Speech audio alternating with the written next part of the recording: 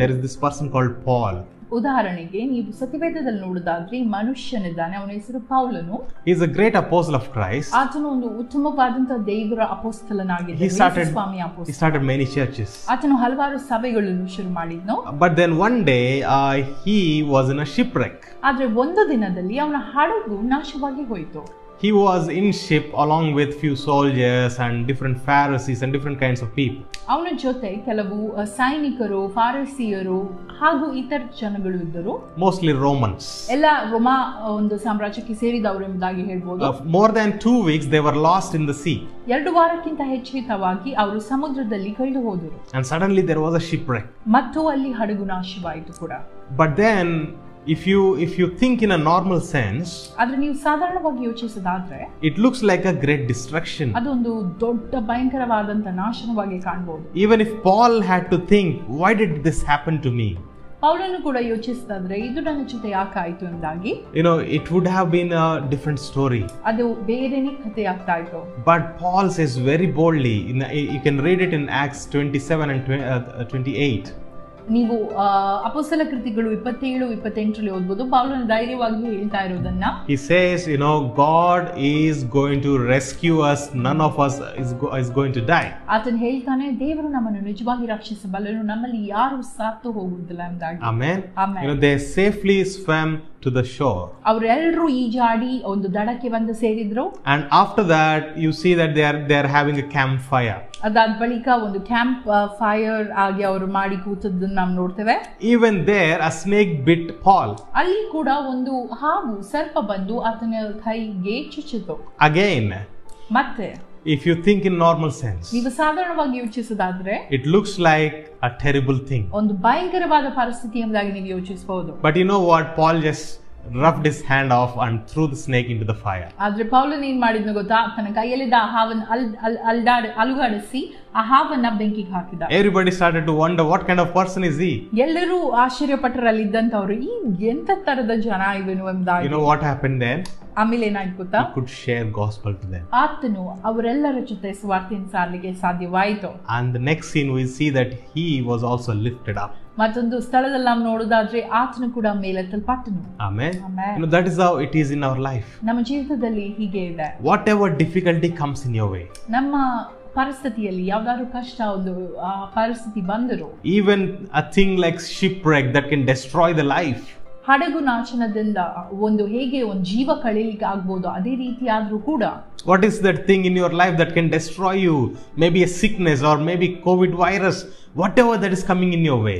ನಿಮ್ಮ ಜೀವಿತದಲ್ಲಿ ಯಾವ್ದು ನಿಮ್ಮ ನಾಶನ ಪಾಡ್ಬೋದು, ಒಂದು ಸಿಕ್ನೆಸ್ ಆಗಿರ್ಬೋದು, ಅನಾರೋಗ್ಯತನವಾಗಿರ್ಬೋದು, ಅಥವಾ COVID-19 ಆಗಿರ್ಬೋದು, God is going to turn it for your good. ದೇವರು ನಿಜವಾಗಿ ಅದನ್ನ ನಿಮ್ಮ ಒಳಿತಿಗಾಗಿಯೇ ಪರಿಣಮಿಸ್ತಾನೆ. Today whatever you're going through, God is going to make your testimony. God is going to make your blessing. ಇವತ್ತು ನೀವು ಯಾವುದೇ ಪರಿಸ್ಥಿತಿಯಿಂದ ಹಾದು ಹೋದ್ರೂ ಕೂಡ ದೇವರು ಅದನ್ನು ಸಾಕ್ಷಿಯಾಗಿ ಮಾರ್ಪಡಿಸ್ತಾನೆ. Amen. Amen. And the people were lost in the sea. ಅಲ್ಲಿ ಇದ್ದಂತ ಜನರು ಸಮುದ್ರದಲ್ಲಿ ಕಳೆದು ಹೋದಾಗ they started to pray, the word of God says. ದೇವರ ವಾಕ್ಯ ಹೇಳ್ತಿದ್ದಾರೆ, ಅವರು ಪ್ರಾರ್ಥಿಸಲು ಶುರು ಮಾಡಿದ್ರು ಎಂಬುದಾಗಿ. They tried to do everything. They put the anchors, they tried to do everything, but finally they started to pray. ಅವರು ಎಲ್ಲ ಪ್ರಯತ್ನಗಳನ್ನು ಮಾಡಿದ್ರು ಅವರನ್ನು ಬಚಾವ್ ಮಾಡುವಂತದ್ದು, ಬಟ್ ಕೊನೆಯದಾಗಿ ಅವರು ಪ್ರಾರ್ಥಿಸಿದ್ರು. Amen. Amen. Who told them to pray? ಅವರಿಗೆ ಪ್ರಾರ್ಥಿಸಲು ಯಾರು ಹೇಳಿದ್ರು? Did Paul say you go pray now?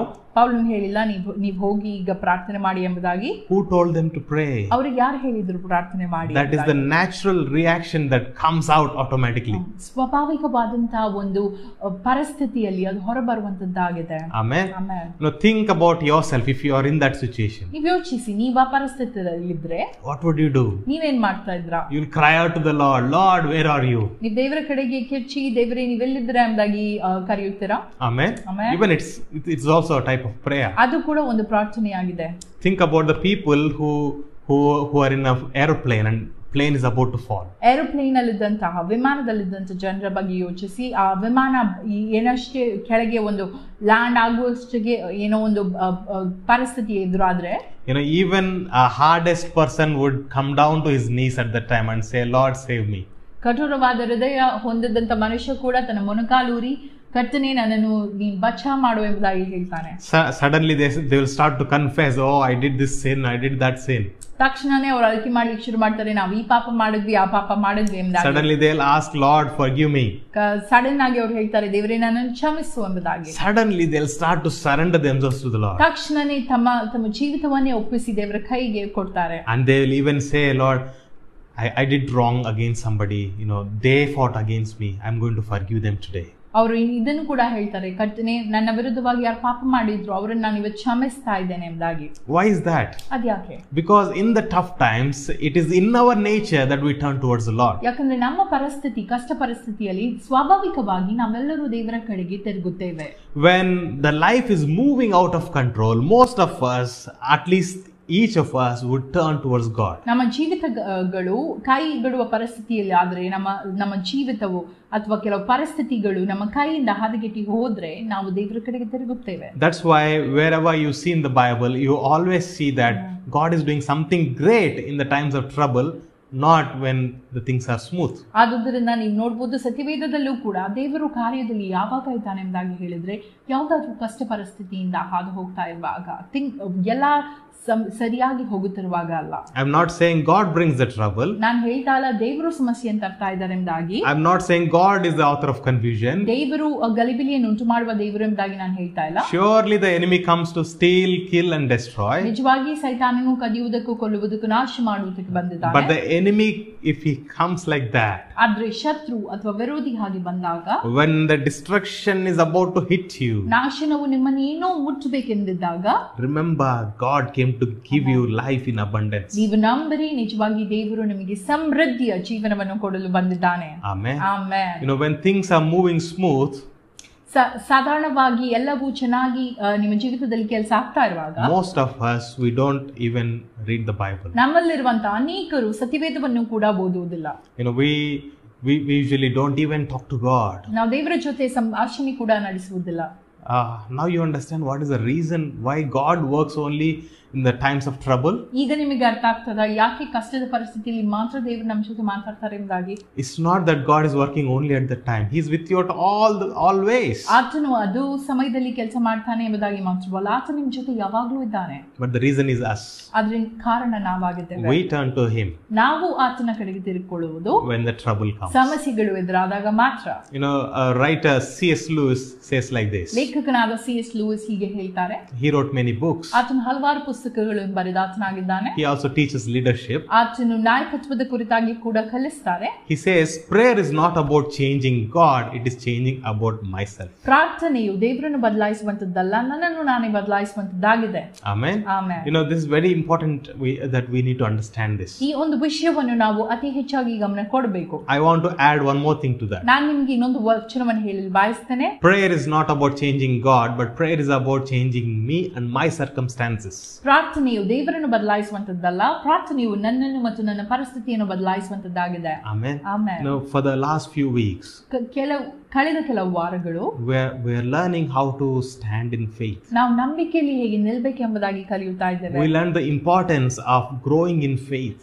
ನಂಬಿಕೆಯಲ್ಲಿ ಹೇಗೆ ಬೆಳೆಯುವುದೆಂಬುದಾಗಿ ನಾವು ಕಲಿತೆವು. We learn the importance of being rooted in the body of Christ. ಕ್ರಿಸ್ತನ ಒಂದು ದೇಹದಲ್ಲಿ ನಾವು ಹೇಗೆ ಬೇರೂರಬಹುದು ಎಂಬುದಾಗಿ ನಾವು ಕಲಿತೆವು. We learn the importance of focusing on God and reading the Bible, studying and meditating the word of God. ದೇವರ ಕಡೆಗೆ ನಮ್ಮ ಗಮನವನ್ನು ಹಾಸುತ್ತಾ ದೇವರ ವಾಕ್ಯವನ್ನು ಹೇಗೆ ಓದಬಹುದು ಎಂಬುದಾಗಿ ನಾವು ಕಲಿತೆವು. Amen.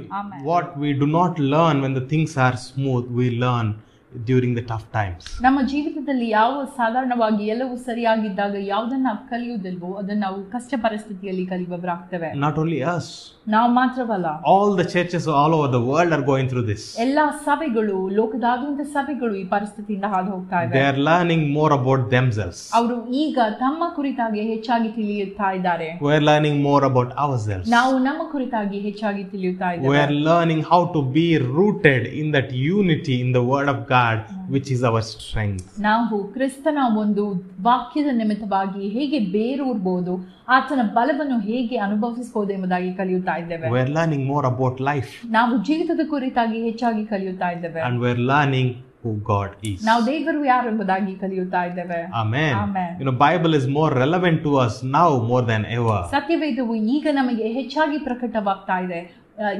ಎಂದಿಕ್ಕಿದ್ದಂತೆ. I'll tell you one example. ನಾನು ನಿಮ್ಗೊಂದು ಉದಾಹರಣೆ ಹೇಳ್ತೇನೆ. If you have a medicine pill in your hand, ನಿಮ್ಮ ಕೈಯಲ್ಲಿ ಒಂದು ಔಷಧಿ ಗುಳಿಗೆ ಇದ್ರೆ, if doctor says that you have to take this medicine otherwise you will die, ನಿಮ್ಗೆ ಡಾಕ್ಟರ್ ವೈದ್ಯ ಹೇಳಿದ್ರಿ ಈ ಗುಳಿಗೆ ನೀವು ತೆಗೆದುಕೊಳ್ಳಲೇಬೇಕು, ಇಲ್ಲದ್ರೆ ನೀವು ಸಾಯ್ತೀರಿ ಎಂಬುದಾಗಿ, will you take it or not? ನೀವು ಆ ಗುಳಿಗೆ ತಗೊಳ್ತೀರಾ ಇಲ್ವಾ? Ask your neighbor. ನಿಮ್ಮ ಪಕ್ಕದವ್ರದ್ದು ಕೇಳಿ. Ask them, do you take it or not? ನೀವು ಆ ಗುಳಿಗೆ ತಗೊಳ್ತೀರಾ ಇಲ್ವಾ? Yes, right? ಹೌದಲ್ವಾ? That is how the word of God is. ಅದೇ ದೇವರ ವಾಕ್ಯ. God's word is a medicine to us. ದೇವರ ವಾಕ್ಯ ನಮಗೆ ಔಷಧಿ ಆಗಿದೆ. That's what Proverbs 4 teaches us. ಜ್ಞಾನೋಕ್ತಿಗಳು 4 ಇದನ್ನು ಕಲಿಸ್ತಾ ಇದೆ. That it brings healing to our body. ದೇವರ ವಾಕ್ಯ ನಮ್ಮ ಬಾಳಿಗೆ ಒಂದು ಸ್ವಸ್ಥತೆಯನ್ನು ತರ್ತಾ ಇದೆ. It brings healing to our bones. ಅದು ನಮ್ಮ ಎಲುಬುಗಳಿಗೆ ಸ್ವಸ್ಥತೆಯನ್ನು ತರುವಂತದ್ದಾಗಿದೆ. His word is the medicine. ಆತನ ವಾಕ್ಯ ಆ ಔಷಧಿ. Amen. Amen. Now I want to tell you the same thing. ನಾನು ನಿಮಗೆ ಅದನ್ನೇ ಹೇಳಲು ಬಯಸ್ತೇನೆ. Just like what that good doctor said. ಆ ಡಾಕ್ಟರ್ ಹೇಳಿದಂತೆ, this is the medicine that can keep you alive. ಈ ದೇವರ ವಾಕ್ಯ ಈ ಒಂದು ಔಷಧಿಯಾಗಿದೆ ನಿಮ್ಮನ್ನು ಜೀವಿತವಾಗಿ ಇರಿಸುವಂತದ್ದು. From it comes the living source. ಅದರಿಂದ ಬರುವಂತದ್ದಾಗಿದೆ ಜೀವ ಬುಗೆ, ಜೀವಂತವಾದ ಸತ್ವ, or the source of life. ಅಥವಾ ಜೀವದ ಒಂದು ಬುಗೆ. It is logos, the written word of God. ಅದು ಲೋಗೋಸ್ ಆಗಿದೆ, ಅಂದ್ರೆ ದೇವರ ಬರೆದಂತ ಸಂಗತಿ. Amen. Amen. You know, we have Bible study on Tuesdays and Wednesdays. ಮಂಗಳವಾರ ಮತ್ತು ಬುಧವಾರ ನಮಗೆ ಸತ್ಯವೇದ ಧ್ಯಾನವಿದೆ. We are meditating on the book of Daniel. ನಾವು ದಾನಿಯೇಲನ ಪುಸ್ತಕವನ್ನು ಈಗ ಧ್ಯಾನಿಸ್ತಾ ಇದ್ದೇವೆ. We are going deeper into the revelations. ನಾವು ಇನ್ನು ಹೆಚ್ಚಾಗಿ ಪ್ರಕಟಣೆಗೆ ಆಳವಾಗಿ ಹೋಗ್ತಾ ಇದ್ದೇವೆ. This is very important for us. ಇದು ತುಂಬಾ ಪ್ರಾಮುಖ್ಯವಾಗಿದೆ ನಮ್ಮೆಲ್ಲರಿಗೆ. Join us every week on Tuesdays and Wednesdays at 6:30 p.m. The details are given below. ನಮ್ಮ ಜೊತೆ ನೀವು ಪ್ರತಿ ಮಂಗಳವಾರ ಬುಧವಾರ ಸತ್ಯವೇದ ಧ್ಯಾನಕ್ಕೆ ಸೇರಿ ಎಲ್ಲ ವಿವರಗಳು ನಿಮ್ಮ ಮುಂದೆ ಇದೆ. Amen. Amen. So even though I tell you all these examples, ನಾನು ಈ ಉದಾಹರಣೆ ಎಲ್ಲ ನಿಮಗೆ ಹೇಳಿದ್ರು ಕೂಡ, many people they don't even want to open the Bible. ಹಲವಾರು ಜನರು ಸತ್ಯವೇದವನ್ನು ತೆರೆಯಲು ಬಯಸುವುದಿಲ್ಲ. You know, they just read it like a story, come on Sunday. ಅದನ್ನೊಂದು ಕಥೆಯ ನಿಮಿತ್ತವಾಗಿ ಓದಿ ಭಾನುವಾರ ಬರ್ತಾರೆ, and then they forget about it. ಆಮೇಲೆ ಅದನ್ನು ಮರೆತು ಬಿಡ್ತಾರೆ. But we need to understand what Bible talks about Bible. ಆದ್ರೆ ಸತ್ಯವೇದದ ಕುರಿತಾಗಿ ಏನು ಮಾತಾಡ್ತಾ ಇದೆ ಎಂಬುದಾಗಿ ನಾವು ತಿಳಿಯಬೇಕು. That His word is the lamp. Amen. ಆತನ ವಾಕ್ಯವು ನಮ್ಮ ಕಾಲಿಗೆ ಬೆಳಕು. And His word is the light unto my path. Amen. ನಮ್ಮ ದಾರಿಗೆ ಬೆಳಕು ಆಗಿದೆ, ನಮ್ಮ ಕಾಲಿಗೆ ದೀಪವಾಗಿದೆ. And His word is the medicine to us. ಆತನ ವಾಕ್ಯ ನಮಗೆ ಔಷಧಿಯಾಗಿದೆ. Amen. Amen. You know, when you read the Bible, ನೀವು ಸತ್ಯವೇದವನ್ನು ಧ್ಯಾನಿಸುವಾಗ, when you go through the stories after stories that are in the Bible, ಸತ್ಯವೇದದಲ್ಲಿರುವಂತ ಕಥೆಯನ್ನು ನೀವು ಓದುತ್ತಾ ಇರುವಾಗ, when you understand what happened in the history in the Bible, ಚರಿತ್ರೆಯಲ್ಲಿ ಏನಾಯಿತು ಎಂಬುದಾಗಿ ಸತ್ಯವೇದ ಮೂಲಕ ನೀವು ತಿಳಿಯುವಾಗ, you will understand this. ನಿಮಗೆ ಇದು ತಿಳಿಯುತ್ತದೆ. Their stories are same like our stories. ಅವರ ಕಥೆ ನಮ್ಮ ಕಥೆಯಾಗೇ ಇದೆ. They were also in some impossible situations. ಅವರು ಕೂಡ ಅಸಾಧ್ಯವಾದಂತ ಪರಿಸ್ಥಿತಿಯಲ್ಲಿದ್ದರು. Every person whom we call as a hero in the Bible, they were in impossible situations. ಸತ್ಯವೇದದಲ್ಲಿ ಹೀರೋ ಅಥವಾ ನಾಯಕ ಎಂಬುದಾಗಿ ಕರೆದಂತ ನಾವು ಎಲ್ಲ ವ್ಯಕ್ತಿಗಳು ಅಸಾಧ್ಯವಾದಂತಹ ಅನಿಶ್ಚಿತತೆಯ ಸಮಯದಲ್ಲಿ ಅವರಿದ್ರು. But we also understand that in those uncertainties, ಆದ್ರೆ ಆ ಅನಿಶ್ಚಿತತೆಯ ಸಮಯದಲ್ಲಿ ಕೂಡ God's hand was upon them. ದೇವರ ಹಸ್ತವು ಅವರ ಮೇಲೆ ಇತ್ತು. God never left them or forsaken them. ದೇವರು ಅವರನ್ನು ಎಂದಿಗೂ ಬಿಟ್ಟು ಬಿಡಲಿಲ್ಲ. And you know what we understand is that, you know, when those people they turned towards God, God was ready to help them and pick them up. ನಾವೇನಂತ ತಿಳಿಯುತ್ತೇವೆ ಎಂಬುದಾಗಿ ಹೇಳಿದ್ರೆ, ಆ ಎಲ್ಲಾ ಜನರು ದೇವರ ಕಡೆಗೆ ತಿರುಗಿಕೊಳ್ಳುವಾಗ ದೇವರು ಎಂದಿನಂತೆ ಎಚ್ಚರವಾಗಿ ಅವರನ್ನು ಮೇಲೆತ್ತಲು ಬಯಸಿದನು. Amen. You know, I want you to comment or ask your neighbor next to you. ನಿಮ್ಮ ಪಕ್ಕದವರ ಹತ್ರ ನೀವು ಈ ಪ್ರಶ್ನೆಯನ್ನು ಕೇಳಿ ಅಥವಾ ಕಾಮೆಂಟ್ ಸೆಕ್ಷನ್ ಅಲ್ಲಿ ಕೂಡ ಹಾಕಬಹುದು. What is your favorite Bible story? ನಿಮ್ಮ ಒಂದು ಫೇವರೆಟ್ ದೇವರ ವಾಕ್ಯದ ಒಂದು ಕಥೆ ಯಾವುದು? ದೇವರ ವಾಕ್ಯದಲ್ಲಿರುವಂತಹ ಕಥೆ. What is your favorite story in the Bible? ಸತ್ಯವೇದದಲ್ಲಿರುವಂತಹ ನಿಮ್ಮ ಮೆಚ್ಚುಗೆಯ ಒಂದು ಕಥೆ ಯಾವುದು? Ask your kids, what is your favorite story in the Bible? ನಿಮ್ಮ ಮಕ್ಕಳ ಜೊತೆ ನೀವು ಕೇಳಿಕೊಳ್ಳಿರಿ, ನಿಮ್ಮ ಫೇವರೆಟ್ ಕಥೆ ಯಾವುದು ಸತ್ಯವೇದದಲ್ಲಿರುವಂತಹ? Did you ask? ಕೇಳಿದ್ರಾ? What did they say? ಅವ್ರು ಏನ್ ಹೇಳಿದ್ರು? They say David and Goliath? ದಾವೀದನು ಮತ್ತು ಗೊಲಿಯಾತನು ಎಂಬುದಾಗಿ ಹೇಳಿದ್ರಾ? Or Jonah and the fish? ಯೋನಾನು ಮತ್ತು ಮೀನು ಎಂಬುದಾಗಿ ಹೇಳಿದ್ರಾ? Or Moses and the fiery bush? ಅಥವಾ ಮೋಶೆ ಮತ್ತು ಉರಿಯುವ ಪೊದೆ ಎಂಬುದಾಗಿ ಹೇಳಿದ್ರಾ? What is that favorite story that you ಅವರ have? ಮೆಚ್ಚುಗೆಯ ಕಥೆ ಯಾವುದು? What do you understand by that story? ಈ ಕಥೆಯ ನಿಮಿತ್ತವಾಗಿ ನೀವೇನಂತ ತಿಳಿಯುತ್ತೀರಾ? That God is for us, He is never against us. ದೇವರು ನಮ್ಮ ಕುರಿತಾಗಿದ್ದಾನೆ, ನಮ್ಮ ಜೊತೆ ಇದ್ದಾನೆ, ಆತ ನಮ್ಮ ವಿರುದ್ಧವಾಗಿ ಅಲ್ಲ. Amen. Amen. Now we understand how faithful people, when they were discouraged, God always encouraged them. ಯಾವಾಗಲೂ ನಿಷ್ಠಾವಂತರಾಗಿದ್ದಂತಹ ಜನರು ಜಿಗುಪ್ಸೆಗೆ ಒಳಗಾದಾಗ ದೇವರು ಅವರನ್ನು ಹೇಗೆ ಉತ್ತೇಜಿಸಿದ್ರು ಎಂಬುದಾಗಿ ನಾವು ನೋಡಿದ್ದೇವೆ. We understand that even when the things went up to the death, like Paul's situation, God is still in control. ಮರಣದ ಪರಿಸ್ಥಿತಿಯವರೆಗೆ ಹೋದರೂ ಕೂಡ ಪೌಲನ ಸಂಗತಿಯಲ್ಲಿ ನೀವು ನೋಡಿರ್ಬೋದು, ಆ ಒಂದು ಪರಿಸ್ಥಿತಿಯಲ್ಲೂ ಕೂಡ ದೇವರು ಎಲ್ಲ ಆಳ್ವಿಕೆಗೆ ಅಧೀನನಾಗಿದ್ದಾನೆ, ಮೂಲನಾಗಿದ್ದಾನೆ. Amen. Now why don't you close your eyes once? ನಿಮ್ಮ ಕಣ್ಣುಗಳನ್ನು ಒಂದು ಸಲ ಮುಚ್ಚಿರಿ. Lift up your hands. ನಿಮ್ಮ ಕೈಗಳನ್ನು ಮೇಲೆತ್ತಿರಿ. Say it loudly with me. ಜೋರಾಗಿ ಧ್ವನಿಯಿಂದ ನೀವು ಹೇಳಿರಿ. God is in control.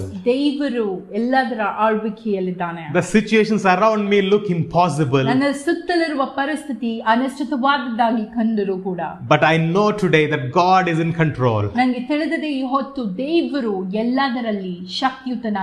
I don't know why these things are happening. ಈ ಸಂಗತಿಗಳು ಯಾಕೆ ಆಗ್ತಾ ಇದೆ ಎಂಬುದಾಗಿ ನಂಗೆ ಗೊತ್ತಿಲ್ಲ. But I know that God is in control. ಅದು ನನಗೆ ತಿಳಿದಿದೆ ದೇವರು ಆಳ್ವಿಕೆ ನಡೆಸುವಾತನಾಗಿದ್ದಾನೆ. I was scared, I was afraid. ನಾನು ಭಯಭ್ರಾಂತಿ ಉಳ್ಳವನಾದೆ. But today I believe completely that God is in control. ಆದ್ರೆ ಇವತ್ತು ನಾನು ಸಂಪೂರ್ಣವಾಗಿ ನಂಬ್ತೇನೆ ದೇವರು ಇದರ ಒಡೆತನದಲ್ಲಿದ್ದಾನೆ, ಆಳ್ವಿಕೆಯನ್ನು ನಡೆಸ್ತಾನೆ. I am not alone. ನಾನು ಒಬ್ಬಂಟಿಗನಾಗಿಲ್ಲ. I am not helpless. ನಾನು ಅಸಾಧ್ಯವಾಗಿ ಇಲ್ಲ. God always comes and helps me in the times of this trouble. Amen. ನಾನು ಬಲಹೀನತೆಗೆ ಒಳಗಾಗದೆ ದೇವರು ಯಾವಾಗಲೂ ನನ್ನ ಜೀವಿತದಲ್ಲಿ ಸಹಾಯವನ್ನು ಮಾಡುವಾತನಾಗಿದ್ದಾನೆ. God is in control. ದೇವರು ಎಲ್ಲದರ ಆಳ್ವಿಕೆಯನ್ನು ನಡೆಸ್ತಾನೆ. In Jesus name. ಯೇಸು ಸ್ವಾಮಿ ನಾಮದಲ್ಲಿ. Amen. Amen. Do you believe that God is in control? ನೀವು ನಂತರ ದೇವರು ಎಲ್ಲದರ ಒಡೆಯನಾಗಿದ್ದಾನೆ. Keep telling to your neighbor, keep telling to yourself, God is in control. ನಿಮ್ಮ ಪಕ್ಕದವರ ಹತ್ರ ಹೇಳಿ, ನಿಮ್ಮ ಕುರಿತಾಗಿಯೇ ಹೇಳಿ, ನಿಮ್ಮ ಸೌಲಿಗೆ ಹೇಳಿ, ದೇವರು ಎಲ್ಲದರ ಆಳ್ವಿಕೆ ನಡೆಸ್ತಾ ಇದ್ದಾನೆ. Amen. Amen. You know, in this situation, it is very important for us to stand in the promises of God. ಈ ಪರಿಸ್ಥಿತಿಗಳಲ್ಲಿ ದೇವರ ವಾಕ್ಯದ ಮೇಲೆ, ವಾಗ್ದಾನದ ಮೇಲೆ ಬಲವಾಗಿರುವುದು ಅತಿ ಪ್ರಮುಖ ಪ್ರಿಯರೇ. We do not have to be afraid. ನಾವು ಭಯಕ್ಕೆ ಒಳಗಾಗಬೇಕಾಗಿ ಇಲ್ಲ. That's why I stressed again and again last week that purposefully you must rest in the promises of God. ಆದುದರಿಂದ ನಾನು ಪುನರಾವರ್ತಿ ಹೇಳ್ತಾ ಇದ್ದೇನೆ, ನೀವೆಲ್ಲರೂ ದೇವರ ವಾಗ್ದಾನದ ಮೇಲೆ ಹೆಚ್ಚಾಗಿ ಗಮನವನ್ನು ಕೊಡಬೇಕು. He knows how to take care of our situation. ಆತನಿಗೆ ತಿಳಿದಿದೆ ನಮ್ಮ ಪರಿಸ್ಥಿತಿಯಿಂದ ನಮ್ಮನ್ನು ಹೇಗೆ ಬಿಡಿಸಬಹುದೆಂಬುದಾಗಿ. You know what is the beautiful thing about God? ದೇವರ ಕುರಿತಾಗಿ ಒಂದು ಸುಂದರವಾದಂತ ಸಂಗತಿ ಯಾವುದು ಗೊತ್ತಾ? Today if you look around, ನೀವು ಇವತ್ತು ನೋಡುವುದಾದ್ರೆ the world has changed so much. ಲೋಕವು ತುಂಬಾ ಬದಲಾಗಿದೆ. Even the world that was, the things that we saw in January, today it's totally different. ನೀವು ನೋಡಿದಂತ ಸಂಗತಿಗಳು, ಜಾನ್ವರಿ ತಿಂಗಳಲ್ಲಿ ನೋಡಿದಂತ ಸಂಗತಿಗಳು, ಈಗ ನೋಡುತ್ತಿರುವಂತ ಸಂಗತಿಗಳು ತುಂಬಾ ಬದಲಾವಣೆಗೊಂಡಿದೆ. The society is changing fast. ನಮ್ಮ ಒಂದು ಸೊಸೈಟಿ, ಸಮಾಜ ಬೇಗ ಬದಲಾಗ್ತಾ ಇದೆ. The people around you are changing. ನಿಮ್ಮ ಸುತ್ತಲಿರುವ ಜನರು ಬದಲಾಗ್ತಾ ಇದ್ದಾರೆ. Maybe even your friends and family members are changing. ನಿಮ್ಮ ಸ್ನೇಹಿತರು ಕೂಡ ಬದಲಾಗ್ತಾ ಇರಬಹುದು. But you know what is the beautiful thing about God is? ಆದ್ರೆ ದೇವರಲ್ಲಿ ಇರುವಂತ ಒಂದು ವೈಶಿಷ್ಟ್ಯತೆ ಏನ್ ಗೊತ್ತಾ? You know what? ಯಾವ್ದು ಗೊತ್ತಾ? Say this to your neighbor again. ನಿಮ್ಮ ಪಕ್ಕದವರ ಹತ್ರ ಇದನ್ನು ಮತ್ತೊಂದು ಬಾರಿ ಹೇಳಿ. God never changed. He will never change. ದೇವರು ಎಂದಿಗೂ ಬದಲಾಗಲಿಲ್ಲ, ಆತನು ಎಂದಿಗೂ ಬದಲಾಗುವುದಿಲ್ಲ. Amen. Amen. Amen. He's the same God that you see in the Bible. ನೀವು ಸತ್ಯವೇದದಲ್ಲಿ ನೋಡಿದಂತ ದೇವರು ಆ ದೇವರೇ ಆಗಿದ್ದಾನೆ. And he is same yesterday, today and forever. Amen. ಆತನು ನಿನ್ನೆ, ಇವತ್ತು, ನಿರಂತರಕ್ಕೂ ಅದೇ ರೀತಿಯಾಗಿರುತ್ತಾನೆ. He will not change. ಆತನು ಎಂದಿಗೂ ಬದಲಾವಣೆ ಆಗುವುದಿಲ್ಲ. His word will not change. ಆತನ ವಾಕ್ಯ ಬದಲಾಗುವುದಿಲ್ಲ. He says, ಆತನು ಹೇಳ್ತಾನೆ, maybe heaven and earth may be gone away one day, perish one day, but my word will last forever. ಈ ಲೋಕವು ಮತ್ತು ಪರಲೋಕವು ಒಂದು ದಿನ ಹೋಗಬಹುದು, ಆದ್ರೆ ನನ್ನ ವಾಕ್ಯವು ಎಂದಿಗೂ ನಿರಂತರವಾಗಿ ಉಳಿಯುತ್ತೆ. Amen. Amen. His word, when it is released, it will accomplish its purpose. ಆತನ ವಾಕ್ಯವು ಬಿಡುಗಡೆ ಆದಾಗ ಅದು ಹೋಗಿ ತನ್ನ ಗುರಿ ತಲುಪುತ್ತದೆ. Just the way when the rain falls, it will wet the ground. It will fall wherever it falls. It will wet it. It will finish its purpose. Only then it will become dry and goes back. But unless it finishes, it will not go back. ಮಳೆಯು ಹೇಗೆ ಮಣ್ಣನ್ನು ಮುಟ್ಟಿಯೇ ಹಿಂದಿರುಗಿ ಹೋಗುತ್ತದೋ, ತನ್ನ ತನ್ನ ಕೆಲಸವನ್ನು ಮುಗಿಸಿಯೇ ಹಿಂದಿರುಗಿ ಹೋಗುತ್ತದೋ ಅದೇ ರೀತಿಯಾಗಿ ದೇವರ ವಾಕ್ಯ ಕೂಡ ತನ್ನ ಕೆಲಸವನ್ನು ಮುಗಿಸಿಯೇ ತೀರುತ್ತದೆ. God's word always accomplishes its purpose. ದೇವರ ವಾಕ್ಯವು ಯಾವಾಗಲೂ ತನ್ನ ಗುರಿ ತಲುಪುತ್ತದೆ. You must purposefully rest in the promises of God. ನೀವು ಉದ್ದೇಶಪೂರ್ವಕವಾಗಿ ಆತನ ವಾಗ್ದಾನದಲ್ಲಿ ನೆಲೆಸಿರಬೇಕು. Amen. Amen. Now we are almost ending this month, the month of transformation. ನಾವು ಈ ಪರಿವರ್ತನೆಯ ಒಂದು ತಿಂಗಳನ್ನು ಮುಗಿಸಲಿಕ್ಕೆ ಬರ್ತಾ ಇದ್ದೇವೆ. I want you to take a moment and turn back and see about yourself, to look into your own heart in the beginning of this month. How are you and how you are now? ನಿಮ್ಮ ಈ ತಿಂಗಳ ಮುಂಚಿತದಲ್ಲಿ ನಿಮ್ಮ ಹೃದಯವು ಹೇಗಿತ್ತು, ಈಗ ನೀವು ಹೇಗಿದ್ದೀರಿ ಎಂಬುದಾಗಿ ನೀವೇ ಪರಿಗಣಿಸಿ. Do you see any change in you? ನೀವು ಯಾವುದಾದ್ರೂ ಬದಲಾವಣೆಯನ್ನು ನಿಮ್ಮಲ್ಲಿ ನೋಡ್ತಾ ಇದ್ದೀರಾ? Have you kept the teachings and the preachings and the Bible says that you are listening into practice? ನೀವು ಕಲಿಯುತ್ತಿರುವಂತಹ ದೇವರ ವಾಕ್ಯದ ಅಧ್ಯಯನವನ್ನು ನೀವು ಕಾರ್ಯರೂಪಕವಾಗಿ ಮಾಡ್ತಾ ಇದ್ದೀರಾ? Think about it. ಅದರ ಕುರಿತಾಗಿ ಯೋಚಿಸಿ. Romans 8:28 says like this. ರೋಮಾಪುರ 8:28 ಬರೆದಿದೆ. That all things work for good. ಎಲ್ಲವೂ ಒಳ್ಳೆಯದೇ ಆಗುತ್ತದೆ. For those who love him and who are called according to his purpose. ಯಾರು ದೇವರನ್ನು ಪ್ರೀತಿಸ್ತಾರೋ ಮತ್ತು ಆತನ ಉದ್ದೇಶಕ್ಕಾಗಿ ಕರೆಯಲ್ಪಟ್ಟಿದ್ದಾರೋ ಅವರ ಜೀವಿತದಲ್ಲಿ. Amen. Amen. All things work for good. ಎಲ್ಲವೂ ಒಳಿತಿಗಾಗಿ ಆಗುತ್ತದೆ. What are all things? ಒಳ್ಳೆಯ ಕೆಲಸ ಎಲ್ಲಾ ಕೆಲಸ ಯಾವುದು? What are all things? ಎಲ್ಲಾ ಕೆಲಸ ಯಾವುದು? ಎಲ್ಲಾ ವಿಷಯಗಳು ಯಾವುದು? Pandemic disease? ಒಂದು ಸಾಂಕ್ರಾಮಿಕ ರೋಗವೋ? Is it economical financial crisis? ಸಾಮಾಜಿಕ ಆರ್ಥಿಕ ಪರಿಸ್ಥಿತಿಯೋ? Or is it your own problems in your house? ಅಥವಾ ನಿಮ್ಮ ಮನೆಯಲ್ಲಿರುವಂತ ಸಮಸ್ಯೆವೋ? Or is it sickness? ಅಥವಾ ಒಂದು ಕಾಯಿಲೆಗಳು? Is it anything that you have lost over the period of time? ನೀವು ಕಳೆದುಕೊಂಡ ಯಾವುದಾದ್ರೂ ವಿಷಯವಾಗಿರಬಹುದು. Or is it anything that makes you cry every day? ಅಥವಾ ನಿಮ್ಮನ್ನು ಅಳ್ಳಿಕೆ ಮಾಡುತ್ತಿರುವಂತ ಯಾವುದಾಗಿರಬಹುದು? Is there anything that is causing you sleeplessness? ಯಾವುದಾದ್ರೂ ನಿಮ್ಮನ್ನು ನಿದ್ರೆ ಹೋಗದ ರೀತಿಯಲ್ಲಿ ಮಾಡುತ್ತಾ ಇದೆ? Today I want you to understand two things. ಇವತ್ತು ನಾನು ನಿಮಗೆ ಎರಡು ವಿಷಯಗಳನ್ನು ಹೇಳಲು ಬಯಸ್ತೇನೆ. God never changes, his word never changes. Amen. ದೇವರು ಬದಲಾಗುವುದಿಲ್ಲ, ಆತನ ವಾಕ್ಯ ಬದಲಾಗುವುದಿಲ್ಲ. And ಮತ್ತೆ all things, ಎಲ್ಲ ಕೆಲಸವು, whatever you're going through, all things will work together for your good. ನೀವು ಹಾದು ಹೋಗುತ್ತಿರುವಂತಹ ಎಲ್ಲಾ ಸಂಗತಿಗಳು ನಿಮ್ಮ ಒಳಿತಿಗಾಗಿ ಆತನು ಪರಿಣಮಿಸ್ತಾನೆ. Do you love God? ನೀವು ದೇವರನ್ನು ಪ್ರೀತಿಸ್ತೀರಾ? Are you called according to his purpose? ನೀವು ಆತನ ಉದ್ದೇಶಪೂರ್ವಕವಾಗಿ ಕರೆಯಲ್ಪಟ್ಟಿದ್ದೀರಾ? Do you have any doubt? ನಿಮಗೆ ಸಂದೇಹ ಇದೆಯಾ? Ask your neighbor, do you have any doubt? ನಿಮ್ಮ ಪಕ್ಕದವರನ್ನ ಕೇಳಿ, ನಿಮ್ಗೆ ಯಾವ್ದಾದ್ರು ಸಂದೇಹ ಇದೆಯಾ? Do you love God? ನೀವು ದೇವರನ್ನು ಪ್ರೀತಿಸ್ತೀರಾ? Are you called according to his purpose? ನೀವು ಆತನ ಉದ್ದೇಶದಿಂದ ಕರೆಯಲ್ಪಟ್ಟಿದ್ದೀರೋ? Then ಹಾಗಾದ್ರೆ all things will work for good. ಎಲ್ಲವೂ ನಿಮ್ಮ ಒಳಿತಿಗಾಗಿಯೇ ಪರಿಣಮಿಸುತ್ತದೆ. Whatever you're going through today, amen. ಇವತ್ತು ನೀವು ಯಾವ ಸಂಗತಿಯಿಂದ ಹಾದು ಹೋಗ್ತಾ ಇದ್ರು, it will work for your good. ಅದು ನಿಮ್ಮ ಒಳಿತಿಗಾಗಿಯೇ ಪರಿಣಮಿಸುತ್ತದೆ. Amen. Amen. No, just think about Paul once. ನೀವು ಪೌಲನ ಕುರಿತಾಗಿ ಒಂದೇ ಸಮಯ ಆಲೋಚಿಸಿರಿ. He started many churches, I said. ಆತನು ಹಲವಾರು ಸಭೆಗಳನ್ನು ಶುರು ಮಾಡಿದನೆಂಬುದಾಗಿ ನಾನು ಹೇಳಿದ್ದೇನಲ್ಲ. From the day one he received the Lord, the word of God says he started to minister to the people as well. ಆತನು ದೇವರನ್ನು ತನ್ನ ಹೃದಯದಲ್ಲಿ ಸ್ವೀಕರಿಸಿದ ಮೊದಲನೇ ದಿನದಿಂದ ಇತರರಿಗೆ ತನ್ನ ಸುವಾರ್ತೆಯನ್ನು ಹಂಚಲಿಕ್ಕೆ ಶುರು ಮಾಡ್ತಾನೆ. He did great ministry. ಆತನು ಉತ್ತಮವಾದಂತಹ ಸೇವೆಯನ್ನು ಮಾಡಿದ. At least 4 major mission trips he went to. ಆತನು 4 ಒಂದು ಮಿಷನ್ ಟ್ರಿಪ್ಸ್ ಗೆ ಹೋಗಿರಬಹುದು. And he established several churches and raised several leaders. ಆತನು ಹಲವಾರು ಸಭೆಗಳನ್ನು ಸ್ಥಾಪಿಸಿ ಹಲವಾರು ನಾಯಕರನ್ನು ಅಪೊಸ್ತಲರನ್ನು ಎಬ್ಬಿಸಿದಾತನು. But you know what happened towards the end? ಆದರೆ ಕೊನೆಯಲ್ಲಿ people they came against him. ತುಂಬಾ ಜನರು ಆತನ ವಿರುದ್ಧವಾಗಿ ಬಂದ್ರು. One day when he was preaching in the temple, ಒಂದು ದಿನ ಆತನು ದೇವಾಲಯದಲ್ಲಿ ಬೋಧನೆಯನ್ನು ಮಾಡುತ್ತಾ ಇರುವಾಗ, people, the Roman soldiers, they came and caught him. ರೋಮಾಪುರ ಸೈನಿಕರು ಬಂದು ಆತನನ್ನು ಹಿಡಿದುಕೊಂಡ್ರು. They wanted to arrest or they wanted to kill him. ಆತನನ್ನು ಕೊಲ್ಲಿಕ್ಕೆ ಅವರು ಆಲೋಚಿಸ್ತಾ ಇದ್ರು. And he says that I am a Roman. ಆತನು ಹೇಳ್ತಾ ಇದ್ದಾನೆ, ನಾನು ರೋಮಾಪುರದವನು. Of course I am a Jew, but I am a Roman. ನಾನು ಯೆಹೂದ್ಯನು, ಆದ್ರೂ ನಾನು ರೋಮಾನಿಯನು ಕೂಡ. I have Roman citizenship, that's what he says. ನನಗೆ ರೋಮಾಪುರದ ಒಂದು ಸಿಟಿಸನ್ಶಿಪ್ ಇದೆ ಎಂಬುದಾಗಿ ಆತನು ಹೇಳಿದನು. So immediately these people, the counselors, they think if he is a Roman, we cannot treat him like others, we have to treat him differently. ಆದುದರಿಂದ ಅಲ್ಲಿ ಬಂದಂತ ಜನರು ಯೋಚಿಸಿದ್ರು, ಈತನು ರೋಮಾ ಸಾಮ್ರಾಜ್ಯಕ್ಕೆ ಸೇರಿದವನಾಗಿದ್ರೆ ಇವನನ್ನು ನಾವು ಎಲ್ಲರಂತೆ ಪರಿಗಣಿಸ್ಲಿಕ್ಕೆ ಆಗುವುದಿಲ್ಲ, ಇವನನ್ನು ನಾವು ವಿಭಿನ್ನವಾಗಿ treat ಮಾಡ್ಬೇಕೆಂಬುದಾಗಿ. Why? Because the Roman Empire was ruling at the time. ಯಾಕಂದ್ರೆ ಆ ಸಮಯದಲ್ಲಿ ರೋಮನ್ ಸಾಮ್ರಾಜ್ಯ ಆಳ್ವಿಕೆ ನಡೆಸ್ತಾ ಇತ್ತು. So they took him to a prison in Rome. ಆದುದರಿಂದ ಅವರು ಆತನನ್ನು ರೋಮ್ ಅಲ್ಲಿರುವಂತಹ ಒಂದು ಸೆರೆಮನೆಗೆ ಕರೆದುಕೊಂಡು ಹೋದ್ರು. When he was put in the prison, ಅವನನ್ನು ಸೆರೆಮನೆಗೆ ಹಾಕಲ್ಪಟ್ಟಾಗ devil tried to stop him like this, by putting in the prison. ವಿರೋಧಿ ಆತನನ್ನು ತಡೆ ಮಾಡಿದಾಗ ಆತನನ್ನು ಸೆರೆಮನೆಗೆ ಹಾಕುವುದರ ಮೂಲಕ. This is what the children of God do when devil tries to stop you. ವಿರೋಧಿಯು ನಿಮ್ಮನ್ನು ತಡೆಗಟ್ಟುವಾಗ ದೇವ ಮಕ್ಕಳಾದ ನಾವು ಇದನ್ನು ಮಾಡ್ತೇವೆ. He did much more bigger ministry. ಆತನು ನಮ್ಮೆಲ್ಲರಿಗಿಂತ ಹೆಚ್ಚಾಗಿ ಸೇವೆಯನ್ನು ಮಾಡಿದನು. He started to write letters to different churches. ಆತನು ಹಲವಾರು ಸಭೆಗಳಿಗೆ ಪತ್ರಗಳನ್ನು ಬರೆಯಲು ಶುರು ಮಾಡಿದ್ನು. I want to tell you the impact of those letters. ನಾನು ಹೇಳಲು ಬಯಸ್ತೇನೆ ಆ ಒಂದು ಪತ್ರಗಳಿಗಿದ್ದಂತ ಒಂದು ಶಕ್ತಿ ಅಥವಾ ಪರಿಣಾಮಗಳು. Even today and in the days to come, the people are blessed and going to be blessed because of those letters.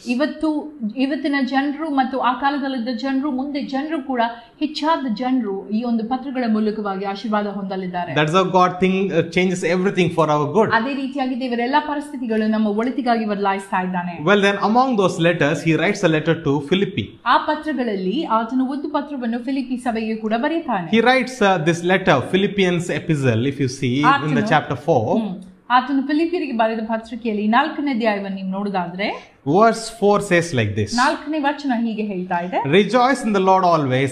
I will say it again, rejoice. ಪ್ರಭುವಿನಲ್ಲಿ ನೀವು ಸತತವೂ ಆನಂದಿಸಿರಿ, ಆನಂದಿಸಬೇಕೆಂದು ಮತ್ತೆ ಒತ್ತಿ ಹೇಳುತ್ತೇನೆ. Amen. Amen. What does it mean, rejoice in the Lord? ಪ್ರಭುವಿನಲ್ಲಿ ಸತತವಾಗಿ ಆನಂದಿಸಿರಿ ಎಂಬುದಾಗಿ ಏನು? See, Paul was beaten up so many times. ಪೌಲನು ಹಲವು ಸಾರಿ ಆತನಿಗೆ ಏಟಿ ಬಿತ್ತು ಆತನನ್ನು ಹೀಯಾಳಿಸಿದ್ರು ಜನರು. Once he was even stoned. People thought that he was dead. ಒಂದು ದಿನ ಆತನಿಗೆ ಕಲ್ಲುಗಳ ಈಟಿಯನ್ನು ಹಾಕಿದ್ರು. ಎಲ್ಲ ಜನರು ಎನಿಸಿದ್ರು ಆತನ ಸತ್ತು ಹೋಗಿದ್ದಾನೆ ಎಂಬುದಾಗಿ. He was several times imprisoned. ಹಲವಾರು ಸಮಯದಲ್ಲಿ ಆತನನ್ನು ಸೆರೆಮನೆಗೆ ಹಾಕಿದ್ರು. Several times taken to the court. ಹಲವಾರು ಸಂದರ್ಭಗಳಲ್ಲಿ ಆತನು ನ್ಯಾಯಾಧಿಪತಿ ಎದುರು ಕೂಡ ನಿಲ್ಬೇಕಾಯ್ತು. You know what? That same person being in jail, writing to these people, rejoice in the Lord always. ಅದೇ ಒಂದು ಪೌಲನು ತನ್ನ ಕಷ್ಟದ ಸಂದರ್ಭದಲ್ಲಿ ಸೆರೆಮನೆಯಲ್ಲಿ ಕೂತು ಕ್ರಿಸ್ತನಲ್ಲಿ ಯಾವಾಗಲೂ ಆನಂದಿಸಿರಿ ಎಂಬುದಾಗಿ ಬರೆಯುತ್ತಾ ಇದ್ದಾನೆ. Amen. Amen. Who can tell you rejoice? ಯಾರು ನಿಮಗೆ ಹೇಳಬಲ್ಲರು ಸಂತೋಷಿಸಿರಿ ಎಂಬುದಾಗಿ? If you have to tell to your neighbor rejoice, what you need to have in your heart? Amen. Amen. ನೀವು ನಿಮ್ಮ ಪಕ್ಕದವರ ಹತ್ರ ಹೇಳಬೇಕಿದ್ರೆ ನೀವು ಸಂತೋಷಿಸಿರಿ ಎಂಬುದಾಗಿ ನಿಮ್ಮ ಹೃದಯದಲ್ಲಿ ಏನಿರಬೇಕು? You must have the joy first, right? ನಿಮ್ಮಲ್ಲಿ ಆ ಸಂತೋಷ ಮೊದಲು ಇರಬೇಕಲ್ಲ? Amen. Amen. Paul had that unconditional joy. ಪೌಲನಿಗೆ ನಿರಂತರವಾದಂತಹ ಒಂದು ಸಂತೋಷವಿತ್ತು. The joy of the Lord is your strength. ಕ್ರಿಸ್ತನ ಒಂದು ನಿಜವಾದ ಒಂದು ಉತ್ಸಾಹ ನಿಮ್ಮ ಬಲವಾಗಿದೆ. Amen. Amen. So what does it mean, rejoice in the Lord? ಕ್ರಿಸ್ತನಲ್ಲಿ ಪ್ರಭುವಿನಲ್ಲಿ ಸತತವಾಗಿ ಆನಂದಿಸಿರಿ ಎಂಬುದಾಗಿ ಹೇಳಿದ್ರೆ ಏನು? It is little difficult to understand, right? ತುಂಬಾ ಕಷ್ಟವಾಗ್ತಾ ಇದೆ ಅಲ್ಲ ತಿಳಿದುಕೊಳ್ಳಲು. Say for example, you bought some new clothes. ಉದಾಹರಣೆಗೆ ಯೋಚಿಸಿ, ನೀವೊಂದು ಹೊಸ ವಸ್ತ್ರವನ್ನು ತಂದಿದ್ದೀರಾ, or a new watch or new phone, ಅಥವಾ ಒಂದು ಹೊಸ ವಾಚ್ ಆಗಿರ್ಬೋದು, ಅಥವಾ ಒಂದು ಹೊಸ ಫೋನ್ ಆಗಿರ್ಬೋದು, or maybe new car or new house, ಅಥವಾ ಹೊಸ ಕಾರ್ ಅಥವಾ ಹೊಸ ಮನೆ ಆಗಿರ್ಬೋದು. If somebody tells you rejoice in your new house, ಯಾರಾದ್ರೂ ನಿಮಗೆ ನೀವು ಆನಂದಿಸಿರಿ ಹೆಚ್ಚಾಗಿ ನಿಮ್ಮ ಹೊಸ ಮನೆಯಲ್ಲಿ ಎಂಬುದಾಗಿ ಹೇಳಿದ್ರೆ, now you understand, right? ಈಗ ನಿಮ್ಗೆ ಅರ್ಥ ಆಗ್ತಾ ಇದೆ ಅಲ್ಲ? What does it mean to rejoice in your new cell phone? ನಿಮ್ಮ ಹೊಸ ಒಂದು ಫೋನ್ ಅಲ್ಲಿ ನೀವು ಆನಂದಿಸಿರಿ ಎಂಬುದಾಗಿ ಹೇಳಿದ್ರೆ ಏನು? Wow, it looks new. Wow, ಅದು ತುಂಬಾ ಚೆನ್ನಾಗಿ ಕಾಣ್ತಾ ಇದೆ. I'm so happy. ನಾನು ತುಂಬಾ ಸಂತೋಷಿಸ್ತೇನೆ. You would say that, right? ನೀವು ಅದು ಹೇಳ್ತೀರಲ್ಲ? Now think about this, rejoice in the Lord. ನೀವಿದರ ಕುರಿತಾಗಿ ಯೋಚಿಸಿ, ಪ್ರಭುವಿನಲ್ಲಿ ಸತತವಾಗಿ ಆನಂದಿಸಿರಿ. Amen. Amen. That means ಇದರ ಅರ್ಥ goodness and mercy of the Lord Almighty has become reality in you. ದೇವರ ಒಳಿತು ಮತ್ತು ಆತನ ಕೃಪೆ ನಿಮ್ಮಲ್ಲಿ ಸತ್ಯವಾಗಿ ಪರಿಣಮಿಸಿದೆ.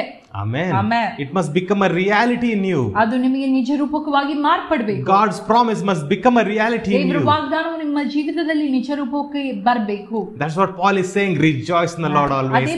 Again I say rejoice. Amen. ಪೌಲನು ಹೇಳ್ತಾ ಇದ್ದಾನೆ, ಪ್ರಭುವಿನಲ್ಲಿ ಸತತವಾಗಿ ಆನಂದಿಸಿರಿ, ಮತ್ತೆ ಹೇಳುತ್ತೇನೆ, ಒತ್ತಿ ಹೇಳುತ್ತೇನೆ, ಆನಂದಿಸಿರಿ. Amen. That's why we sang worship songs in the beginning. ಆದುದರಿಂದ ನಾವು ಆರಾಧನೆಯ ಒಂದು ಹಾಡನ್ನು ಹಾಡಿದೆವು. We sang and said, Lord, you are enough for me. ಕರ್ತನೇ, ನೀನು ನನಗೆ ಸಾಕು ಎಂಬುದಾಗಿ ನಾವು ಹಾಡಿದೆವು. How are you able to sing this song? ನೀವು ಈ ಹಾಡುಗಳನ್ನು ಹೇಗೆ ಹಾಡಲು ಬಲ್ಲಿರಿ? Because His presence has become a reality for you. Amen. ಯಾಕಂದ್ರೆ ಆತನ ಒಂದು ಪ್ರಸನ್ನತೆ ನಿಮಗೆ ಕಾರ್ಯರೂಪಕವಾಗಿ ಬಂದಿದೆ. Amen. Amen. Let's see what else it says. ಇನ್ನೇನು ಹೇಳ್ತಾ ಇದೆ ನೋಡೋಣ. Let your gentleness be evident to all, the Lord is near.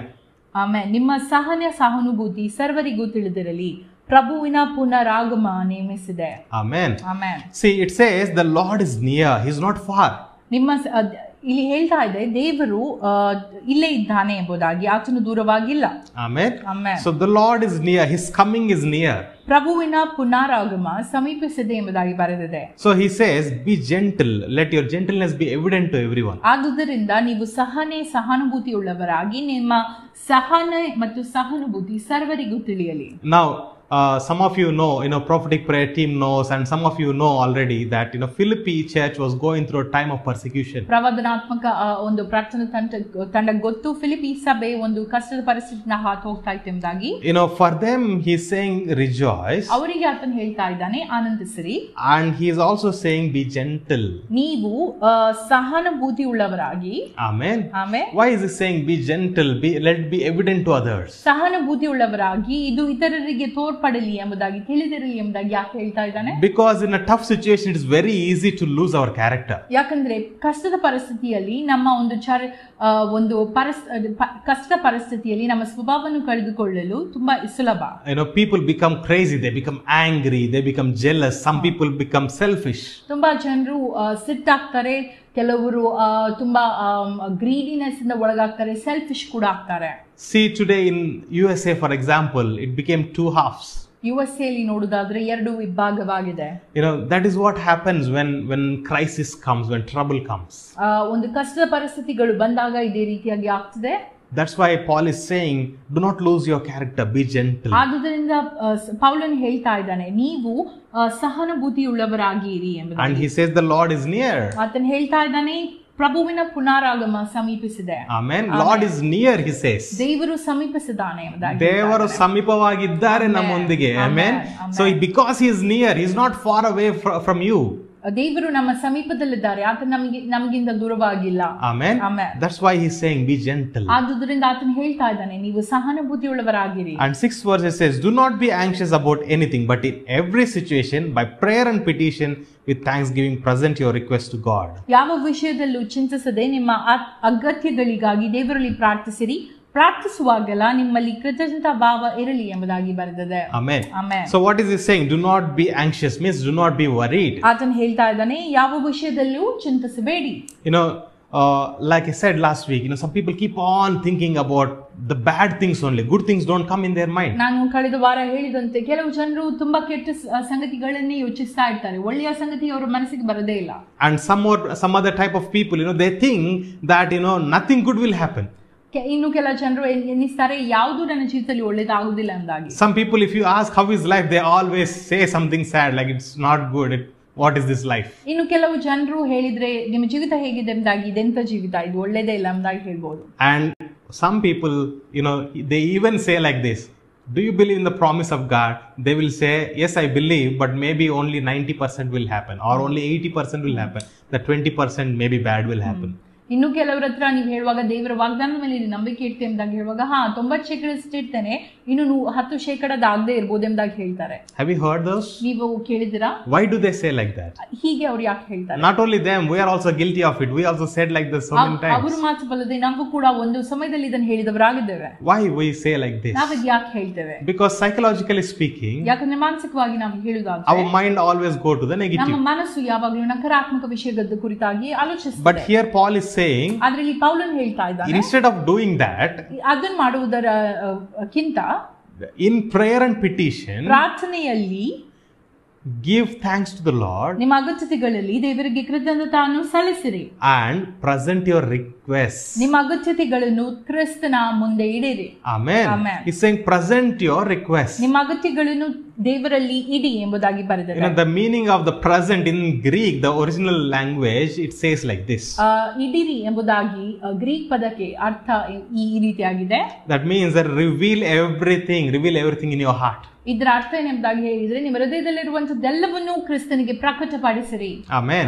For example, ಉದಾಹರಣೆಗೆ the people or a couple who are going through a troubled time, ಯಾರೆಲ್ಲ ಜನರು ಕಷ್ಟದ ಪರಿಸ್ಥಿತಿಯಿಂದ ಹಾದು ಹೋಗ್ತಾ ಇದ್ದಾರೋ, they always seek a psychiatrist. ಅವರು ಯಾವಾಗಲೂ ಮಾನಸಿಕ ಒಂದು ಡಾಕ್ಟರ್ ಅನ್ನ ಸಂಪರ್ಕ ಮಾಡ್ತಾರೆ. Or they at least seek a friend. ಅಥವಾ ಒಂದು ಸ್ನೇಹಿತರ ಜೊತೆ ಹೋಗ್ತಾರೆ. Why? Because they want to share everything to them. ಯಾಕಂದ್ರೆ ಅವರು ಎಲ್ಲವನ್ನು ಒಂದು ತಮ್ಮ ಸ್ನೇಹಿತರ ಜೊತೆ ಹಂಚಲು ಬಯಸ್ತಾರೆ. Not everybody in the troubled time is looking for solution. They are looking for comfort. ಕಷ್ಟದ ಪರಿಸ್ಥಿತಿಯಲ್ಲಿ ಇರುವಂತ ಎಲ್ಲರೂ ಒಂದು ಉತ್ತರಕ್ಕಾಗಿ ಹುಡುಕ್ತಾ ಇಲ್ಲ, ಸ್ವಲ್ಪ ಸಮಯದ ಸಂದರ್ಭಕ್ಕಾಗಿ ಸಮಾಧಾನಕ್ಕಾಗಿ ಹುಡುಕ್ತಾರೆ. They need a friend who can listen to them. ಅವರಿಗೆ ಒಂದು ಸ್ನೇಹಿತರು ಬೇಕು, ಯಾರಾದ್ರೂ ಅವರನ್ನು ಕೇಳುವ ಸ್ನೇಹಿತರು. They need a friend on whom they can lean on. ಅವರ ಜೊತೆ ಸ್ವಲ್ಪ ಸಮಯ ನೆಮ್ಮದಿನ ಮಾತಾಡುವ ಜನರು ಅವರಿಗೆ ಬೇಕು. They want somebody whom they can trust. ಯಾರನ್ನಾದ್ರೂ ಸಂಪೂರ್ಣವಾಗಿ ಒಂದು ತಮ್ಮ ನಂಬಿಕೆ ನೀಡುವಂತ ಒಂದು ಸ್ನೇಹಿತರು ಅವರಿಗೆ ಬೇಕು. But think about Jesus. ನೀವು ಯೇಸು ಸ್ವಾಮಿ ಕುರಿತಾಗಿ ಯೋಚಿಸಿರಿ. Jesus says, ಯೇಸು ಸ್ವಾಮಿ ಹೇಳ್ತಾರೆ, I no longer call you slaves, I call you as friends. Amen. ನಾನು ನಿಮ್ಮನ್ನು ಗುಲಾಮರಾಗಿ ಕರೆಯುವುದಿಲ್ಲ, ನಾನು ನಿಮ್ಮನ್ನು ಸ್ನೇಹಿತರೆಂಬುದಾಗಿ ಕರೆಯುತ್ತೇನೆ. Amen. Amen. Paul says, present yourself, reveal everything what is in your heart to Jesus, to God. ಪೌಲನ್ ಹೇಳ್ತಾ ಇದ್ದಾನೆ, ನಿಮ್ಮ ಹೃದಯದಲ್ಲಿರುವಂತದೆಲ್ಲವನ್ನು ಕ್ರಿಸ್ತನಿಗೆ ಪ್ರಕಟಿಸಿ. That is how you need to pray. ಅದೇ ರೀತಿಯಾಗಿ ನೀವು ಪ್ರಾರ್ಥಿಸಬೇಕಾಗಿದೆ. If you can share everything with your parents or with your friends, why can't you share this with God? ನೀವೆಲ್ಲವನ್ನೂ ನಿಮ್ಮ ತಾಯಿ ತಂದೆ ಜೊತೆ, ನಿಮ್ಮ ಫ್ರೆಂಡ್ಸ್ ಜೊತೆ ಹಂಚಬಹುದಿದ್ರೆ ನೀವು ದೇವರ ಜೊತೆ ಇದನ್ನು ಯಾಕೆ ಹಂಚಬಾರ್ದು? Simon Sinek. Probably you heard about him. He's a leadership coach. ನೀವು ಅವರ ಕುರಿತಾಗಿ ಕೇಳಿರಬಹುದು. ಅವರು ನಾಯಕ ತರಬೇತಿ ನೀಡುವಂತ ಒಂದು ಕೋಚ್ ಆಗಿದ್ದಾರೆ. Also a business coach. ಅದೇ ರೀತಿಯಾಗಿ ಒಂದು ಬಿಸಿನೆಸ್ ತರಬೇತಿ ಕೂಡ ನೀಡ್ತಾರೆ. He says that ಆತನು ಹೇಳ್ತಾನೆ, always you should ask a question called why. ಪ್ರತಿಯೊಂದು ಸಂದರ್ಭಗಳಲ್ಲೂ ಕೂಡ ನೀವು ಯಾಕೆ ಎಂಬ ಪ್ರಶ್ನೆ ಕೇಳಬೇಕು. For example, you need something. ಉದಾಹರಣೆಗೆ ನಿಮಗೆ ಒಂದು ಏನಾದ್ರೂ ಬೇಕು, you should ask why. ನೀವು ಯಾಕೆ ಎಂಬುದಾಗಿ ಕೇಳಬೇಕು. Or if you are writing an exam, ask why. ಅಥವಾ ನೀವು ಒಂದು ಪರೀಕ್ಷೆ ಬರೆಯುವುದಾದ್ರೆ ಯಾಕೆ ಎಂಬುದಾಗಿ ಕೇಳಿ. Or if you are doing a job, ask why. ಅಥವಾ ನೀವು ಒಂದು ಕೆಲಸ ಮಾಡೋದಾದ್ರೆ ಯಾಕೆ ಎಂಬುದಾಗಿ ಕೇಳಿ. Even if you are doing ministry or even a YouTube ministry, ask why. ನೀವು ಮಿನಿಸ್ಟ್ರಿ ಮಾಡೋದಾದ್ರೆ ಅಥವಾ ಯೂಟ್ಯೂಬ್ ಮಿನಿಸ್ಟ್ರಿ ಮಾಡೋದಾದ್ರೂ ಕೂಡ ಯಾಕೆ ಎಂಬುದಾಗಿ ಕೇಳಿ. That why will determine where you are going. ಈ ಯಾಕೆ ಎಂಬುದಾಗಿ ನೀವೆಲ್ಲಿ ಹೋಗ್ತಾ ಇದ್ದೀರಿ ಎಂಬುದಾಗಿ ಉತ್ತರ ಕೊಡುತ್ತದೆ. Amen. Amen.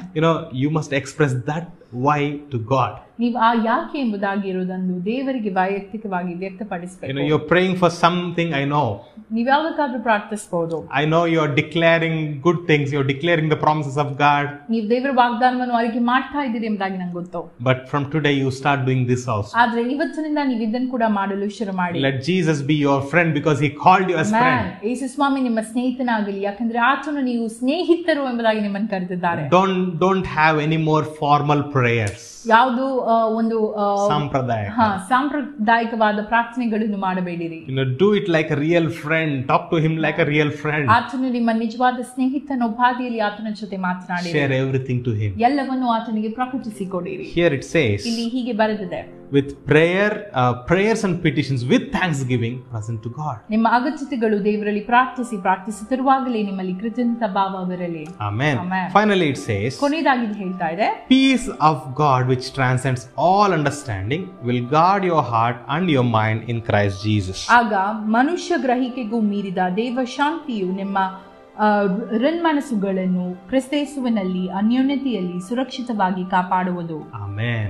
Amen. What is this that is going to guard our heart? ಯಾವುದು ನಮ್ಮ ಹೃದಯವನ್ನು ಸುರಕ್ಷಿತವಾಗಿರುತ್ತದೆ? Peace of God. ದೇವರ ಒಂದು ಶಾಂತಿ. What kind of peace? ಯಾವ ಶಾಂತಿ? This peace has no condition. ಈ ಎಲ್ಲ ಗ್ರಹಿಕೆಯನ್ನು ಮೀರುವ ಶಾಂತಿ. It is beyond our understanding. ಅದು ನಮ್ಮ ಗ್ರಹಿಕೆಯ ಮೀರಿದಂತದ್ದಾಗಿದೆ. It is like the peace in the storm. ಅದು ಒಂದು ಬಿರುಗಾಳಿಯ ಸಮಯದಲ್ಲಿ ಶಾಂತಿ ತರುವಂತದ್ದಾಗಿದೆ. Think about the promise of this year. ನೀವು ಈ ತಿಂಗಳ ಈ ಒಂದು ವರ್ಷದ ಒಂದು ವಾಗ್ದಾನದ ಕುರಿತಾಗಿ ಆಲೋಚಿಸಿರಿ. I want to remind you again. ನಾನು ನಿಮಗೆ ಮತ್ತೊಂದು ಬಾರಿ ಹೇಳ್ತಾ ಇದ್ದೇವೆ. God said that this year is going to be a year of crossover. ದೇವರು ಹೇಳಿದ್ರು ಈ ವರ್ಷ ದಾಟಿ ಹೋಗುವ ಒಂದು ವರ್ಷವಾಗಿರುತ್ತದೆ. That means the journey is not going to be easy. ಅಂದ್ರೆ ನಾವು ಹಾದು ಹೋಗುತ್ತಿರುವಂತ ಪರಿಸ್ಥಿತಿ ಸುಲಭವಾಗಿರುವುದಿಲ್ಲ. And that's what we are seeing today. ಅದೇ ನಾವು ಈ ಸಂದರ್ಭಗಳಲ್ಲಿ ನೋಡ್ತಾ ಇದ್ದೇವೆ. But then when Jesus said to the disciples, let's cross out to the other side of Galilee. ಆದ್ರೆ ಯೇಸು ಸ್ವಾಮಿ ತನ್ನ ಶಿಷ್ಯರಿಗೆ ಹೇಳುವಾಗ ನಾವು ಗಲಿಲಾಯ ಸೀಮೆಗೆ ದಾಟಿ ಹೋಗುವ. When there was storm, ಅಲ್ಲಿ ಬಿರುಗಾಳಿ ಇತ್ತು. when everybody was worried, ಎಲ್ಲರೂ ಗಲಿಬಿಲಿಯಿಂದ ಒಳಗಾದ್ರು. Jesus was not worried. Yesu ಸ್ವಾಮಿ ಗಲಿಬಿಲಿಗೆ ಒಳಗಾಗಲಿಲ್ಲ. He was resting in the storm. Amen. ಆತನು ಆ ಬಿರುಗಾಳಿ ಸಂದರ್ಭದಲ್ಲಿ ಕೂಡ ವಿಶ್ರಾಂತಿಯನ್ನು ತೆಗೆದುಕೊಳ್ತಾ ಇದ್ದ. That is the peace of God. ಅದೇ ದೇವರ ಶಾಂತಿಯಾಗಿದೆ. That peace comes by trusting resting on the promises of God. ಆ ಶಾಂತಿ ದೇವರ ವಾಗ್ದಾನ ಮೇಲೆ ನಂಬಿಕೆ ಇಡುವುದರಿಂದಲೇ ಬರುವಂತದ್ದಾಗಿದೆ. That is what it means by resting in the presence of God. ದೇವರ ಒಂದು ಪ್ರಸನ್ನತೆಯಲ್ಲಿ ಅವಲಂಬಿಸುವುದು ಇದೇ ಆಗಿದೆ. Purposefully resting in the promises. ಉದ್ದೇಶಪೂರ್ವಕವಾಗಿ ಆತನ ಒಂದು ವಾಗ್ದಾನದ ಮೇಲೆ ನೆಲೆಸುವಂತದ್ದು. Amen. Amen. You know, when Jesus said to the disciples, we'll go to the other side for ministry, that means they should have believed that whatever comes in the way, Jesus said, we'll go to the other side. We will go to the other side. ದೇವರು ಯೇಸು ಸ್ವಾಮಿ ತನ್ನ ಶಿಷ್ಯರಿಗೆ ಹೇಳುವಾಗ ನಾವು ಆ ದಡಕ್ಕೆ ಹೋಗೋಣ ಸೇವೆಗಾಗಿ ಎಂಬುದಾಗಿ ಹೇಳುವಾಗ ಶಿಷ್ಯರು ನಂಬಬೇಕಾಗಿತ್ತು. ದೇವರು ಹೇಳಿದ್ದಾರೆ, ಯೇಸು ಸ್ವಾಮಿ ಹೇಳಿದ್ದಾರೆ, ಇದು ನಿಜವಾಗಿ ತೀರುತ್ತದೆ ಎಂಬುದಾಗಿ. Amen. It's the same promise for us too. ಅದೇ ವಾಗ್ದಾನ ನಮಗೆ ಕೂಡ ಇದೆ. This is the crossover year. ಇದು ದಾಟಿ ಹೋಗುವ ಸಮಯ. Whatever comes in your way, ನಿಮ್ಮ ಒಂದು ದಾರಿಯಲ್ಲಿ ಯಾವುದು ಬಂದರೂ ಕೂಡ, because Jesus has promised, ಯೇಸು ಸ್ವಾಮಿ ವಾಗ್ದಾನ ಮಾಡಿದ ನಿಮಿತ್ತವಾಗಿ, and because He is with you, ಆತ ನಿಮ್ಮ ಜೊತೆ ಇರುವುದರ ನಿಮಿತ್ತವಾಗಿ, the fire cannot burn you. ಆ ಒಂದು ಬೆಂಕಿ ನಿಮ್ಮನ್ನು ಸುಡಲಿಕ್ಕೆ ಆಗುವುದಿಲ್ಲ ಪ್ರಿಯರೇ. Waters cannot overcome you. ಆ ನೀರು ನಿಮ್ಮನ್ನು ಮುಳುಗಿಸಲಿಕ್ಕೆ ಸಾಧ್ಯವಿಲ್ಲ. Whatever situations comes in your way, they cannot do any harm to you. ಯಾವುದೇ ಪರಿಸ್ಥಿತಿ ನಿಮ್ಮ ಹತ್ರ ಬಂದರೂ ಕೂಡ ನಿಮ್ಮನ್ನೇನು ಮಾಡಲು ಸಾಧ್ಯವಿಲ್ಲ. Because God is by your side. ಯಾಕಂದ್ರೆ ದೇವರು ನಿಮ್ಮ ಪಕ್ಕದಲ್ಲಿದ್ದಾರೆ. The victory is yours. ಜಯವು ನಿಮ್ಮದು.